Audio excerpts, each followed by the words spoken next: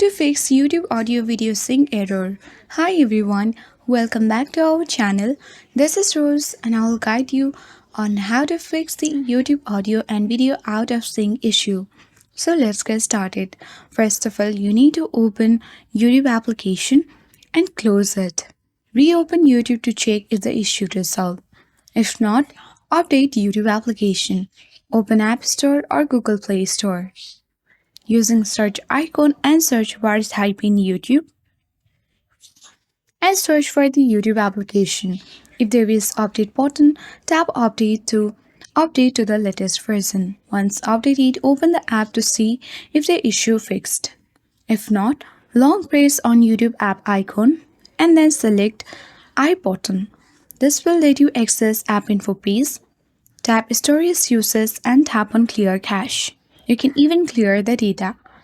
Clearing data will log you out, so you will need to sign in again. After following this step, your YouTube audio video sync issue should be resolved. I hope this guide was helpful. If it was, then do like, share, comment and don't forget to subscribe. Thank you for watching and I'll see you in the next video.